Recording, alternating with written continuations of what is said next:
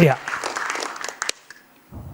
Pemirsa, di studio kami sudah bergabung bersama dengan narasumber. Kami akan perkenalkan sejumlah narasumber kami. Yang pertama Mbak Titi Anggreni, peneliti kepemilihan UI.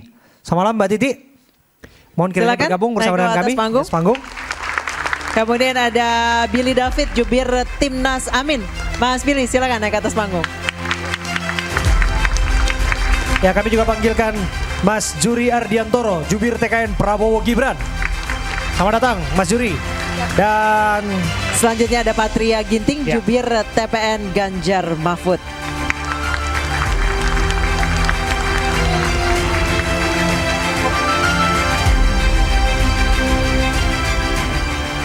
ya, selamat datang sekali lagi kepada Bapak-Bapak dan Mbak Titi. Terlebih kepada Mas Juri yang kelihatannya baru pulang dari Istora. Ya Mas, saya pikir tadi macet Mas, tapi nggak berselang lama udah sampai di sini. Dan euforia itu dibawa sampai ke jalanan nggak tadi Mas, sempat dari Istora? Enggak sih. Memang macet pas keluar dari Istora. Jadi masa berjubel. Tapi begitu Pak Prabowo Mas Gibran lewat dari situ relatif bisa lancar. Baik, saya ke Mas Juri. Mas Juri, tadi kalau dari bahasanya Pak Prabowo itu seakan-akan sudah Pak Prabowo dan Pak Gibran itu seakan-akan sudah pidato kemenangan. Tapi kan masih harus tunggu real count dulu nih. Kenapa? Iya, memang semua harus menunggu real count, menunggu keputusan resmi KPU yang akan menghitung suara secara berjenjang mulai dari TPS, kecamatan, kabupaten kota, provinsi sampai nanti di KPU tingkat pusat. Baru akan ditetapkan secara resmi. Makanya tadi Pak Prabowo kalau kita lihat kan berkali-kali mengatakan keunggulan sementara yang diperoleh melalui lembaga survei, melalui penghitungan quick count. Jadi selalu ada kata-kata sementara. Nah, kesementaraan itulah yang tadi menjadi poin penting dari pidatonya Pak Prabowo. Gitu. Saya geser ke Bung Patria ya. Tanggapan Anda mengenai apa yang disampaikan oleh Pak Prabowo di Istora? Ya memang kalau yang namanya negarawan ya, seperti Pak Ganjar dan Pak Mahfud itu kan mengucapkan sejak awal ada 3 janjinya beliau berdua. Adalah pertama itu taat pada Tuhan, kedua patuh pada hukum, dan ketiga setia pada rakyat. Nah janji yang kedua itu adalah patuh pada hukum, berarti harus patuh pada konstitusi. Nah karena memang dari awal beliau berdua itu sangat menjaga konstitusi dan sangat tidak setuju dengan yang melanggar konstitusi, maka secara konstitusi undang-undang pemilu memang hasil pemilu adalah real count yang diresmikan.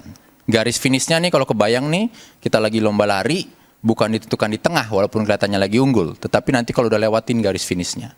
Jadi itu sah-sah saja dan itu semua ada dalam proses pemilu. Yang menjadi tugasnya dari sekarang dan PR-nya adalah di KPU dan Bawaslu.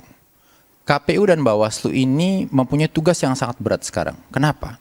Karena semenjak urusan MK, semenjak ketua KPU-nya kena hukuman etik juga, kemudian ada pernyataan soal bansos dari salah satu pihak saja, kemudian seruan berbagai akademisi tentang problem demokrasi di Indonesia, jadi tidak heran dan sah-sah saja kalau ada elemen masyarakat yang ingin tahu benar nggak nih hasilnya seperti itu.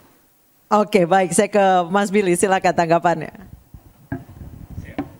Baik, kalau kita merujuk kepada konstitusi tentu kita perlu semua tentu paslon sepakat bahwa kita akan merujuk ke real count, penghitungan yang dari KPU yang resmi yang akan kita lakukan nanti.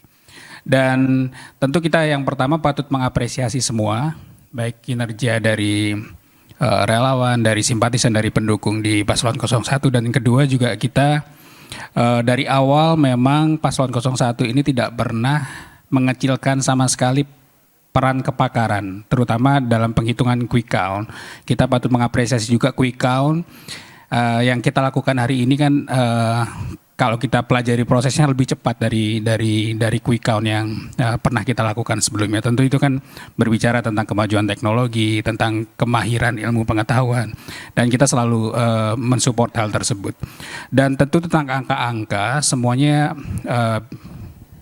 selain menunggu hasil dari real count KPU dan urutan yang sekarang keluar di quick count kan sebenarnya sudah diprediksikan dari awal.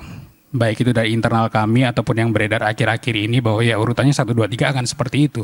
Tapi memang untuk angka ya kita perlu nanti akan perdalam lagi, kaji lagi, dan tentu banyak hal yang bisa didiskusikan dari situ. Dan paslon kami pun, Pak Anies dan Gus Imin sudah menyampaikan bahwa hari ini tetap selain kita menunggu hasil quick count, relawan-relawan tetap bekerja di TPS-nya masing-masing, tetap menjaga suara di TPS-nya masing-masing, sehingga nanti apapun yang akan kita dengar di real count, semuanya hasil yang faktual, aktual, dan sudah melalui cross-check yang benar.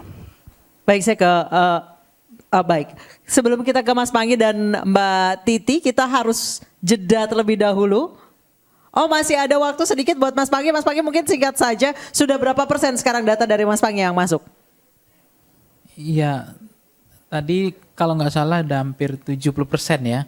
Di data yang masuk itu kalau dari dashboard kita itu sudah terjadi stabilitas dari grafik ya. Stabil tuh setelah di atas berapa sih Mas Panggi? Sebenarnya 40 pun sebenarnya bisa kita lihat. Yang penting tuh lihat intensitas elemen dari grafiknya itu saja. Jadi kalau misalnya orang mau mendeklar biasanya kan 80% udah harus dideklar bahwa data dashboardnya stabil dan elemen-elemen dari interval itu udah kelihatan tidak ada lompatan lagi. Jadi stabilitas dashboard itu kan bisa dilihat. Jadi itu hampir tidak terjadi lagi fluktuasi. Nah itu sebenarnya bisa declare kan. Nah itu data yang dari kita. Memang ini menjadi problem juga bagaimana untuk mencapai tantangannya di situ. Bagaimana mengatakan bahwa menerima hasil dengan konteks sekarang bahwa tetap berpatokan kepada real count itu sudah satu hal yang menarik.